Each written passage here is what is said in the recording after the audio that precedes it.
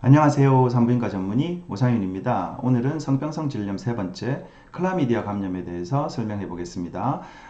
질염의 분류에 넣긴 했지만 사실은 성병들은 전신질환을 다 일으킬 수 있기 때문에 그냥 성병으로 이렇게 받아들이시는 게 더 맞는 표현일 것 같아요. 물론 이제 주로 성생활 또 성접촉을 통해서 감염되기 때문에 질염 증상으로 대개 오셔서 진단받는 경우가 많기 때문에 성병성 질염의 그 카테고리에 넣었지만 전신질환을 일으킬 수 있는 성병이다, 성병으로 보시면 더 합당할 것 같다, 이렇게 말씀드립니다. 그래서 이제 그 교과서를, 산부인과 교과서를 살펴보면 65장 성전파성 질환, 즉 성병이죠. 성병 중에 클라미디아 감염, 뭐 영어로 이렇게 써놨는데 번역해보면 미국에서 가장 흔히 보고되는 성병이다. 이제 미국에서 제일 성병 중에 흔한 성병은 클라미디아 성병이에요. 그러면 국내 발생 현황은 어떤가 하고 제가 질병관리청 감염병 포탈이라는 곳에 가서 성매개 감염병 통계를 찾아봤어요. 이 성매개 감염병이 성병이라는 소리거든요. 그래서 이제 여러 가지 성병이 있겠죠. 성병도 뭐 한 30여 가지 있으니까. 근데 그 중에 제일 흔한 성병을 찾아보면 이렇게 2018년, 19년, 20년 통계를 제가 한번 찾아보니까 클라미디아 감염이 역시나 우리나라에서도 가장 많이 발생하는 성병이었어요. 그래서 2018년에 한 10,000건, 2019년에 11,000건, 2020년에 한 9,000건, 대략 1년에 10,000건 정도 이렇게 보고되고 있는데요. 실제로 이 클라미디아 감염은 증상이 없는 경우가 더 많기 때문에 실제 환자는 이보다도 훨씬 더 많이 발생된다고 보면 됩니다. 대체로 이 통계보다 한 3배, 4배 정도 더 많이 발생 보고되어야 하는데 이제 증상이 없다 보니까 병원에 이렇게 방문을 해서 치료를 안 하다 보니까 병원에 방문해서 치료하는 유증상자들만 요 정도 통계가 잡히는 거죠. 이제 메디컬 옵저버라는 신문에 이제 성병 6종 최근 5년간 모두 증가한다라는 기사가 실렸더라고요. 그래서 이 기사가 2020년 4월 16일 기사라서 최근에 클라미디아 이 성병에 대해서 좀 언급되어 있는 최신 기사라서 제가 이걸 발췌해봤어요. 내용이 좀 좋더라고요. 질병관리본부, 질병예방센터, 결핵에이즈과 연구팀, 굉장히 이름이 길죠. 이 질병관리본부라는 게 요즘 코로나를 관리하는 질병관리청이죠. 이제 관리청으로 성격되었는데 당시 이제 2020년에는 질병관리본부라고 표현을 썼나봐요. 근데 어쨌든 질병관리청의 질병예방센터의 연구팀이 이제 이 성병에 대해서 5년간 조사를 했어요. 그래서 성행위를 통해 감염될 수 있는 병원체는 대략 30여 종 이상이다. 되게 많죠. 그래서 우리가 생각하는 것보다 성병의 종류는 되게 많아요. 근데 그 중에 가장 흔한 것들의 이름을 한번 이렇게 언급해 보면 임질, 매도, 클라미디아, 그 다음에 뭐 헤르페스, 콘딜로마, 그 다음에 트리코모나스, 에이즈, C형 간염, 이런 것들이 주로 언급되고 있다. 그리고 이제 이 연구팀이 세계보건기구의 자료들을 인용하면 하루에 100만 건 이상씩 성병이 발생한다. 그러니까 이건 전 세계적인 발생건이에요. 그러니까 그 30여 가지 이상의 성병이 다 포함해서 전 세계적으로는 하루에 100만 건. 주로 전파 경로는 성접촉, 즉 성생활을 통해서 이렇게 전염되겠죠. 그렇지만 장기 기증이나 뭐 헌혈, 수혈, 그 다음에 모유 수유나 출산 등에도 감염될 수 있다. 우리는 이제 오늘 임신부를 대상으로 이런 그 강의를 하고 있으니까 이렇게 모유 수유나 출산할 때도 감염될 수 있다. 이런 포인트가 좀 중요하겠죠. 여튼 성병이 하루에 100만 건 이상 전 세계적으로 발생된다는 것 저도 처음 알았거든요. 굉장히 놀라운 수치죠. 이 신문에서는 이제 우리나라의 그 성병의 발생률을 2014, 2015, 2016, 2017, 2018년 5년 동안에 여러 가지 성병이 발생되는 현황을 그래프로 그렸어요. 그랬더니 클라미디아라는 감염이 제일 위에 초록색 그래프인데 가장 상단에 있죠. 그러니까 가장 많이 발생된다는 거예요. 그리고 5년 동안 보면 굉장히 빠르게 증가되고 있죠. 물론 다른 성병들도 계속 증가되고 있어요.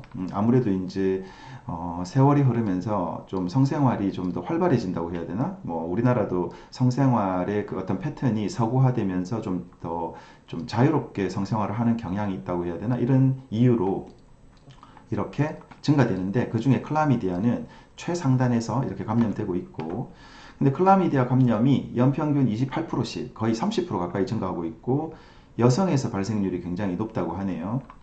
그래서 실제 남성과 비교하면 1.5배 더 많다라고 보고되어 있는데, 사실 과연 그런지는 잘 모르겠어요. 왜냐하면 후반에서도 설명하겠지만 이 클라미디아는 무증상이 많거든요. 증상이 없기 때문에 다 이렇게 감염의 그 발생률이 보고되는 건 아니거든요. 근데 어쨌든 여성들이 아무래도 골반염이나 요도염이나 이런 게 훨씬 많이 걸려서 병원을 많이 가기 때문에 어쨌든 발생률이 여성이 많은 것처럼 이렇게 보고되고 있어요.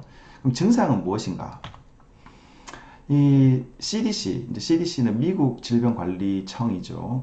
요즘 코로나 뭐 현황도 다 CDC에서 주로 관리하고, 또 우리나라는 이 정보를 가지고 이렇게 코로나 관리를 또 열심히 하고 있지만, 어쨌든 전 세계의 질병관리청이라고 봐도 무방하겠죠. 거기에 성병 파트의 클라미디아를 가보면 most people, 대부분의 사람들은, 그러니까 클라미디아를 가진 대부분의 사람들은 증상이 없다. 그러니까 no symptoms, 증상이 없다는 거예요. 그러니까 증상이 대부분은 없고 증상이 있는 사람이 오히려 더 작다. 이게 좀 굉장히 중요한 포인트예요. 왜냐하면 성병에 있어서 중요한 거는 증상이 있으면 비뇨기과나 산부인과에 와서 치료를 받습니다. 근데 환자들이 자기가 증상이 없으면 성병인지 아닌지 모르거든요. 그러니까 성병 증상이 없다 보니까 이렇게 성관계를 통해서 계속 퍼지는 거예요. 그리고 이제 그 3분의 1에서 생기는 증상이 뭐냐면, 이제 자궁경부염이 잘 생기는데, 자궁경부가 이렇게 색깔이 핑크빛으로 이렇게 염증이 없어야 되는데, 클라미디아 같은 게 감염되면 빨갛게 성이 나고, 이렇게 빨갛게 염증으로 성이 나고 누런색의 분비물이 많이 생기게 되죠. 그리고 어떤 여성에서는 이렇게 바르톨린 샘이라고, 이제 바르톨린 샘이라고 성관계를 할 때 액이 분비되는 샘이 이 질 입구 쪽에 양쪽으로 있거든요. 이런데 균이 들어가서 이렇게 고름집을 만들어서 굉장히 걸어 다닐 때 아프고 앉기 힘든 이런 외음부 종기를 만들어요. 그 다음에 뭐 요도증후군, 소변 볼 때 화끈거리고 따끔거리고 요도염, 그 다음에 자궁내막염이나 난관염과 같은 골반염, 아랫배가 아픈 그런 거, 뭐 열나고, 그 다음에 배 아프고 이런 거죠. 그 다음에 감염 후 관절염, 이런 건 뭐 저는 잘 모르겠고, 별로 제가 환자로서 이렇게 관절염 보는 파트가 아니라서. 근데 어쨌든 여러 가지 외부 생식기 쪽에 여러 가지 이런 감염들을 일으킬 수 있다. 이게 증상들로 나타나는 거죠. 그래서 증상은 감염 환자의 3분의 1에서만 이런 증상들로 발생된다. 좀 심하게 이렇게 좀 감염이 진행되면 이렇게 임파선이, 그러니까 이 가랑이죠, 이 서해부라고 하는데, 서해부 임파선이 이렇게 부어 올라요. 굉장히 부어 올라서 아프고 그러는데, 이게 이제 성평성 림프 유가종, 이 클라미디아에 의해서 감염되는 병인데, 조금 이 심한 형태의 임파선 비대가 일어나는, 이걸 성병성 림프 유가종이라고 해서 조금 질병명은 다르게 분류를 하긴 하는데, 역시 마찬가지로 클라미디아 감염이죠. 이렇게 심하게 진행될 수 있고, 이 심한 형태는 치료 기간도 길어요. 좀 더 일반적인 클라미디아 감염보다도 훨씬 치료가 시간이 많이 걸린다. 그러면 이제 산모에 미치는 영향, 우리는 이제 임신부를 대상으로 강의를 하는 것이기 때문에 산모에 미치는 영향은 뭐 유산을 일으킬 수 있다, 조산을 일으킬 수 있다, 뭐 조기에 양막 파열을 일으킬 수 있다, 저체중아, 아기가 잘 안 큰 임신이 진행될 수 있다. 그 다음에 애 놓고 나서 산욕기, 애 놓고 나서 자궁에 염증이 생길 수 있다. 이런 것들이 거론되고 있는데, 조금 논란 중이에요. 뭐 보고자들마다 어떤 보고자들은 일으킨다, 어떤 보고자들은 일으키지 않는다. 이러기 때문에 뭐 이럴 수도 있다 하는 정도, 논란 중이다. 그럼 태아에 미치는 영향. 사실 이제 이 감염은 모체보다 신생아에게 더 위험하다. 감염된 임신부로부터 질식으로 분만된, 즉 자연분만을 한 경우에 신생아들이 8에서 44% 수직 전파로 감염된다. 즉 아기가 이제 자연분만을 하는 경우 질을 통해서 나오기 때문에, 그게 클라미디아 균이 있으면 아기가 접촉이 되겠죠. 그래서 접촉이 돼서 아기에게 전파가 돼서 병을 일으킬 수 있다. 그래서 대부분 가장 흔한 아기에게 나타나는 병은 결막염이다. 즉 눈에 염증을 일으키고 또 때때로 폐렴도 일으킬 수 있다. 이렇게 돼 있죠. 그래서 이제 모든 산부인과에서는 이 클라미디아 감염이 가장 흔한 성병이다 보니까 또는 흔한 병이다 보니까 아기가 태어나면 그 결막염을 예방하기 위해서 안연고나 안약을 태어나자마자 모든 아기에게 예방적으로 투여합니다. 임신 중 선별검사. 그러면 이제 임신 중에 이 검사를 그냥 일괄적으로 모든 임신부에게 다 해야 되는가? 실제로 미국에서는 첫 산전진찰에서 모든 임신부에게 클라미디아 선별검사를 할 것을 권고한다. 미국은 해요. 그만큼 이제 미국 같은 경우는 가장 흔한 성병이고 또 젊은 여성에서 가장 흔한 성병이기 때문에 임신을 하면은 감염되어 있다라고 보는 거죠. 그래서 그걸 갖다가 감염된 가능성이 높으니까 그러니까 그걸 일괄적으로 이제 산전진찰에서 진단을 해서 치료를 하려고 검사를 하는데 근데 우리나라에는 아직까지는 선별검사로 일괄 시행하진 않는다. 이게 이제 우리나라에서는 검사를 하면 의료보험 이렇게 인정을 못 받아요. 그러니까 비급여로 해야 되는 거죠. 비급여로 해야 되고 또 무분별하게 검사를 하게 되면 나라에서 삭감을 한다든지 아니면은 뭐 병원에 이렇게 과징을 한다든지 이러기 때문에 일괄적으로 시행하지 않아요. 그래서 실제로 이제 최근에 저 포함해서 많은 산부인과 선생님들이 국민건강보험공단 또는 심평원에 이 검사를 임신 초기 선별검사로 인정해달라 이렇게 청원하고 있는데 뭐 그렇게 잘 안 되는 추세죠. 언젠간 되겠죠. 근데 그래서 대부분 시행하는 대학병원은 별로 없고 개인 병원들에서는 또 어떤 병원들은 하더라고요. 개인적으로 저는 뭐 그렇게 하는 편은 아닌데 다만 이제 저는 증상이 있는 경우 임신부가 초기에 뭐 분비물이 많아요, 뭐 냄새나는 그런 질염 증상을 호소하는 경우에는 해요. 그렇지만 뭐 크게 불편하지 않고 그다음에 뭐 질염 증상도 없는 그런 임신부에게 일괄적으로 선별검사로는 시행하지 않는 추세입니다. 이 검사 방법은 배양 검사랑 PCR 검사 이런 방법이 있는데 우리나라에서는 주로 이제 빠르고 편리하고 정확한 PCR 검사를 하죠. 그래서 이 PCR 검사를 해보면 항목들이 여러 개 있다고 그랬죠. 그런데 그 중에서 제일 상단에 클라미디아 이제 트라코마티스라는 이 균을 검출해서 양성이 뜨면 이렇게 파저티브 이렇게 빨간색으로 균이 감염되었습니다 하고 뜨죠. 이렇게 확인할 수 있어요.